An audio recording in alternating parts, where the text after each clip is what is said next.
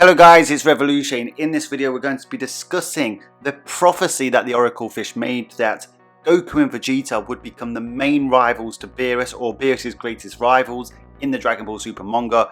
Obviously there was a prophecy in the anime as well, but it was dealt with slightly different. So obviously the idea that Goku can compete with Beerus at full power has been in dispute for quite a while now. A lot of people felt that Beerus got surpassed in the Tournament of Power, but the prophecy did tell that it wouldn't just be Goku that could compete with Beerus, that Vegeta would also be competing with Beerus. They would both be his greatest rivals, not just one, but both of them. So a lot of people were under the impression that the prophecy was basically just a forgotten plot point. However, once again, with the introduction of Dragon Ball Super Chapter 68 in the Granola arc, post the Moro arc, the Oracle Fish has been brought back into prominence. His prophecies are taken seriously by the likes of Whis and Beerus, and of course we know that what his prophecy is now is going to become true, because to become stronger than current Ultra Instinct Goku, you have a very high chance of being the strongest in the universe. So in this video what we're really going to talk about is when Goku does achieve better mastery over Ultra Instinct, and of course Vegeta learns the godly technique that he is going to steal from witnessing Beerus perform it. Very important there, Beerus is going to perform it for him by exercising. Given the natural progression of this arc and the fact that they now know godly techniques, that they will really start to fully realise the prophecy that the Oracle Fish made, and they will start competing with Beerus. Of course, there's many implications to this, we'll talk about it in this video.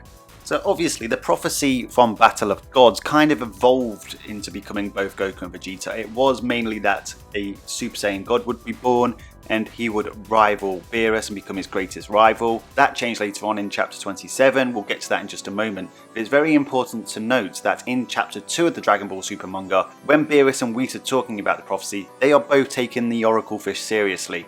Okay, you do get a few gag scenes from the Oracle Fish, particularly in the anime, but ultimately he's on Beerus' planet in a very special place to deliver his prophecies. That's what his purpose is for. Now, have prophecy makers got things wrong before? Of course they have, but in terms of how he is written, he hasn't been written to have gotten a prophecy wrong yet. The whole Goku and Vegeta rivaling Beerus prophecy is just something that's still in fruition, you know, it's to be confirmed. It's not something that's failed and that he's got wrong, if you get me. But like I said, in Chapter 2, even Whis states, if that's what the Oracle Fish says, I guess it must be true. That's Whis, an angel, telling you that the Oracle Fish is supposed to be taken seriously. So obviously this was done in Battle of Gods, and Beerus' power just seems to get upscaled with each new passing arc. The amount of suppression he had against Super Saiyan God Goku is ridiculous, especially in the anime, but in the manga it's not quite so big because the power creep isn't as big in the manga, and I'm going to be honest, it's much better for it.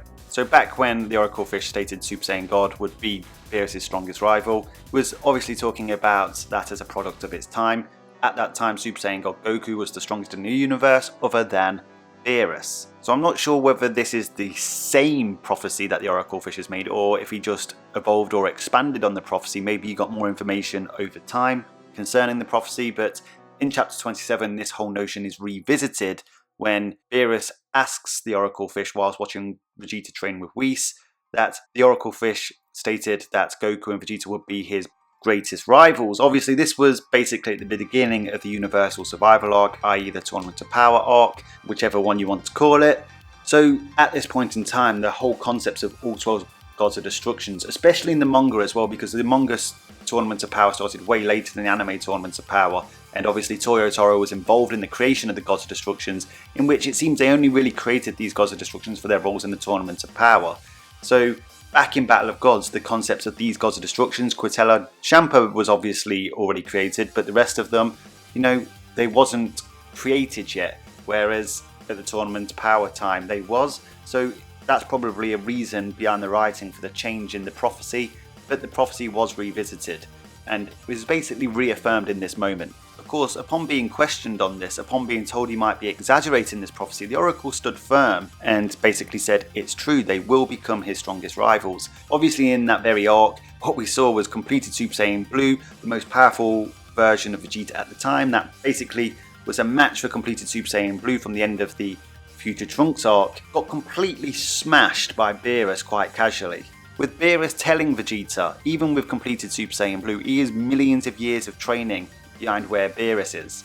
Obviously, whilst we never really truly knew where Beerus' bar was at that time, after Goku attained Super Saiyan God, then Super Saiyan Blue, and then completed Super Saiyan Blue, you'd have been forgiven at that time for thinking he was really closing in at Beerus' level, but this basically, shat on the idea. Of course, we get to the Tournament of Power and we see another character, Jiren, completely dominate completed Super Saiyan Blue, with literally no difficulty at all. Goku achieved Ultra Instinct Sun, then Ultra Instinct. Of course, as many people know, this caused a lot of belief in the fact that Jiren actually surpassed Beerus, and obviously Ultra Instinct Goku getting the better of Jiren for pretty much the majority of the fight until he started feeling the strain. That led people to believe that Ultra Instinct Goku, Tournament of Power Ultra Instinct Goku, and untrained Ultra Instinct Goku was stronger than Beerus. Now, given the events of the Moro arc, given the fact that Beerus said he could lend a hand after Whis implying that the only way to defeat this version of Moro was to go for the crystal, given that Ultra Instinct Goku, a current Ultra Instinct Goku, a honed Ultra Instinct Goku, failed to achieve that objective on his own, even with the help of Super Saiyan Blue evolved Vegeta's Force Spirit Fish and draining planet Moro, as well as the fact he got energy from the Z Warriors as well, and Vegeta, they failed. He lost to planet Moro, but Beerus implied that, even if you want to lowball it to Beerus and Goku working together, it implied that he'll finish planet Moro off quickly. Now, we've been over this in a few previous videos. If a character is too strong for even a much weaker character, there's literally nothing they can do. There's no point in them getting involved, even if they have certain techniques. There's no point in trapping a whole planet when the objective is to save the Earth. So the Mafuba type techniques, trapping techniques, they're not really of any worth in that particular situation. As I mentioned, the whole context of that particular scene was Beerus was responding to Whis' suggestion there's only one way to defeat this version of Moro, and Beerus wasn't speaking to Goku when he said let's make this quick. He was basically speaking to himself or Whis, and we know Whis isn't going to get involved in that manner. Of course, you can still call it an argument from conjecture, but come chapter 68 of the Dragon Ball Super manga in the Granola arc, Beerus tells Vegeta he has a godly technique that can help him surpass Ultra Instinct Goku. Whether Vegeta achieves it or not obviously is a different question, but ultimately Beerus has a technique that he's going to show. This is the important thing, guys. He isn't just teaching Vegeta a move that surpasses current Ultra Instinct Goku, he's going to let him watch him demonstrate this technique. If this technique that Beerus wields isn't stronger than current Ultra Instinct Goku, how is Vegeta going to know, considering he's vastly weaker than Beerus, that this technique will make him stronger than current Ultra Instinct Goku? Come on, use your head. Look, I don't know whether we'll get to see this in action in chapter 69. They may skip over it and bring it back into the fold later. I really hope we get to actually watch Beerus train Vegeta, or at least let him steal a technique. That, after all, that's what he's doing. He's teaching by demonstration rather than teaching in the same manner Whis does by giving advice here and there. Given that, it was stated with the Dragon Ball Super Broly movie that Goku with completed Super Saiyan Blue or completed Super Saiyan Blue Kaioken, like we saw in the manga, was closing in on the power of the God of Destruction. That might just mean the God of Destruction level as opposed to Beerus, and we know that Beerus is one of the stronger Gods of Destructions, but you'd be forgiven given how much stronger Goku got during the Moro arc through his training with Beerus, the fact that his current Ultra Instinct is now honed, it was getting stronger and sturdier during battle, and obviously even more months have passed since Moro arc, that he's climbing that ladder further and further and getting to that goalpost that Beerus seems to be. As I've said in previous videos, with Ultra Instinct Goku, current Ultra Instinct Goku, I don't know whether or not Beerus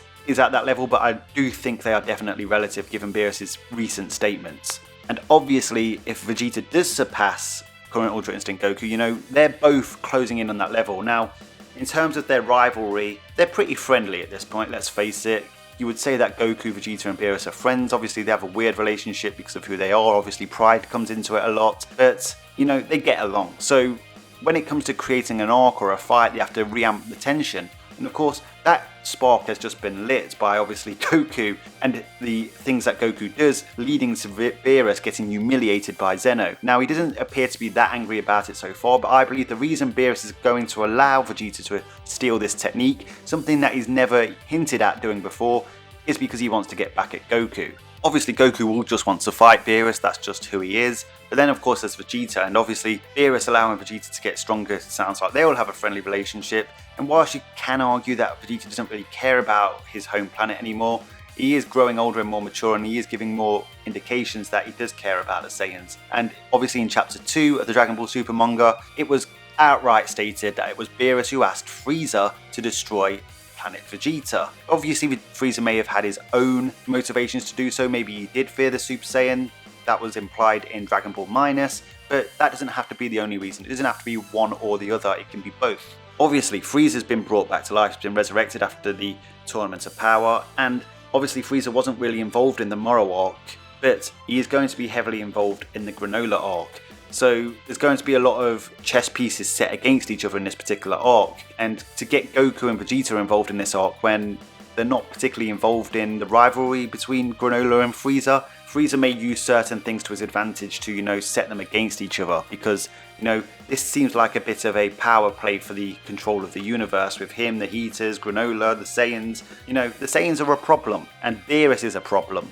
Now, whilst it seems like a Rivalry of the Gods arc would be an arc on its own in Dragon Ball Super, I'm not too sure, because it's essentially just going to be a fight between Goku, Vegeta and Beerus. So it may actually just be part of another arc, and it could be the Granola arc. After all, this is an arc that's going to determine the strongest in the universe. I know this has happened before, etc. But, there's no indication that Beerus isn't included in the strongest in the universe question or the Oracle Fish's prophecy. After all, the Oracle Fish prophesies many things for Beerus, and he is part of Beerus's realm, so I have a feeling that Beerus is included in that. So whilst it's been chummy since Battle of Gods, I'm expecting that things are going to start to turn sour between Beerus and the Saiyans very soon, and that this rivalry will come back into effect in the Granola arc, and it will start to be taken more seriously because Goku and Vegeta are massively stronger. I've also had the theory as well that the Beerus Goku Vegeta rivalry will be wrapped up by the time End of Z comes around, when Goku picks up Oob and takes him for training. I believe that will be the end of Goku's god journey from learning to use godly powers to becoming a trainer, and I believe the Beerus story will be wrapped up by then. So I see this Rivalry of the Gods prophecy being fulfilled very soon. Obviously there are other characters that you can say will rival these gods as well, such as Broly. Of course, if he gets another power up, he's going to surpass them all easily if he hadn't already. Broly is mainly just a raw power character though, he isn't somebody who has those godly techniques. He could adapt against them, but until he does, he doesn't have those godly techniques. And then of course there's Oob, who has an enormous amount of power. It's an interesting question. Obviously Oob has the Grand Supreme Kai's god power, but that god power ultimately defeated Planet Moro. Does that mean the Grand Supreme Kai had more raw power than Beerus, if Beerus is actually weaker than Planet Moro, if we go by that example? Obviously the Grand Supreme Kai uses his power in a different way for a magic, but if the Grand Supreme Kai's power could get it done, why wouldn't Beerus' power be able to get it done? It's something to, stir over. Of course, there's always Frieza, who's only going to continue getting stronger at a ridiculous rate. Then, of course, there's the Heaters. One of those could be one of the strongest in the universe, as well as the Z Warriors, who all seem to be on that power creep in Dragon Ball Super. But what will be interesting is how the fight plays out. Obviously, we know that Ultra Instinct is only one of the godly techniques, and the ability that Vegeta learns is going to be one of the other godly techniques. How many godly techniques does Beerus have exactly? He has been training for hundreds of millions of years. He could have a plethora of them, and all of them could be equally useful against Ultra Instinct or the godly technique that he teaches Vegeta. Will Goku and Vegeta have to work together to take Beerus with his arsenal of abilities down? This isn't necessarily just about raw power, guys. Dragon Ball Super has been venturing more into abilities, techniques and hacks abilities as the series has progressed, moving away from the typical power jump each arc narrative, being the writing driving point beyond the narrative's progression. But I do believe the Oracle Fish's prophecy of the Rivalry of the Gods will be fulfilled soon, and it will be between Goku, Vegeta and Beerus, and maybe there's going to be some animosity in it to drive up the tension. For example, Beerus wanting revenge on Goku. Everyone seems to want revenge on Goku, and obviously maybe Vegeta will hold some hatred towards Beerus over what happened to the Saiyans. After all, he holds a lot of hatred towards Frieza over what happened to the Saiyans. It wouldn't surprise me if Vegeta learns this technique, then goes straight to kill Frieza, and as he's about to defeat Frieza, Frieza tells him the truth about what really happened. So that is why the Beerus Rivalry of the Gods prophecy is about to be fulfilled. I hope you enjoyed this video. This is more of a theory video and just a general discussion video, so take it with a pinch of salt until it all happens. But let me know your thoughts down in the comment section. I look forward to reading them. Subscribe if you haven't subscribed. Smash that like button. Lend the Daishenkin your energy. Until next time, Ad Astra.